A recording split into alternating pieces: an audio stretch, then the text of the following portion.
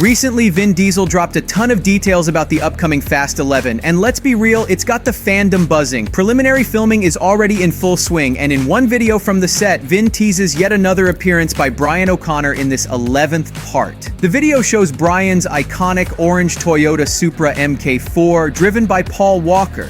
Diesel made it clear that this car holds a special place in his heart, and you can only imagine the waves of nostalgia it's stirring up for the die-hard fans. Let's not forget, this custom Supra was the first car Dominic raced against in the street races. So brace yourselves for Fast 11 to be packed with references and a heavy dose of nostalgia for the loyal audience that's been following the franchise from the get-go. This could very well be a teaser for Brian's return. Even though Paul Walker tragically passed away in 2013 during the filming of Fast 7, his character is still alive in the series. Brian's scenes were in the Fast X, and the last teaser we got was at the end of Fast and Furious 9 with his blue Nissan Skyline pulling up to Dom's house. Since Fast 11 is supposed to be the last main installment of the series, it's highly likely the film will pay tribute to Walker in some way. It won't be too hard to pull off, given that Paul's brothers, Caleb and Cody, have stepped in to play his role before. Some of Brian's scenes in Fast 10 were reportedly taken from archival footage of deleted scenes from earlier movies. But for this upcoming movie, it's a safe bet that Paul's brothers will return, with their facial features digitally altered just like in the ending of the 7th part. But that's not all Vin Diesel has been teasing. He's been heavily hinting at Dominic's death, comparing the Fast saga to the finale of Avengers Endgame, where Tony Stark sacrificed himself. Even Louis Leterrier, the director of the 11th installment, has suggested a similar outcome. In Fast X, several major characters met their end, leaving the fates of others uncertain.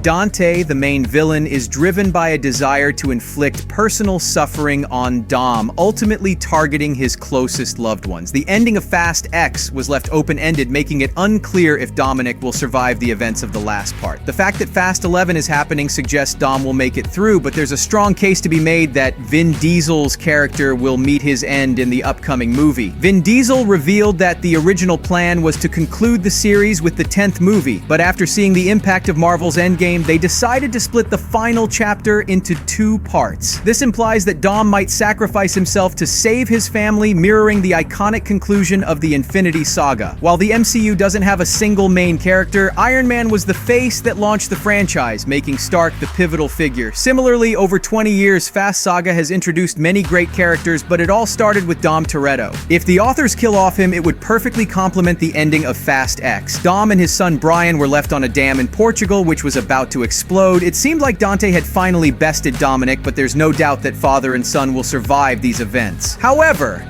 the 10th installment did sacrifice Dom's brother Jacob, who gave his life to save young Brian. Fast 11 could mirror this ending, with Dominic sacrificing himself to protect his family from Dante. This conclusion makes perfect sense for a character who has always been selfless and deeply caring for his loved ones. Vin Diesel has emphasized the importance of family throughout the entire franchise, so his story would come full circle if he shows his love with the ultimate sacrifice. The comparison to Avengers Endgame makes this outcome even more likely, but Dom's death wouldn't necessarily mean the end of the franchise. The 12th installment, Hobbs and Shaw 2, and animated spin-offs have already been announced. In an interview with Variety, NBC Universal chairman and content chief Donna Langley hinted that the franchise might scale down after Fast 11. Langley suggested that the saga could return to its roots, focusing on street racing in Los Angeles. So despite the poor box office performance of the 10th film, the studio bosses are not ending the franchise. They're just wrapping up Dominic's storyline and introducing new characters. The series might even drop the number from the title and start fresh, but that's a long way off, with the Hobbs and Shaw sequel still on the horizon.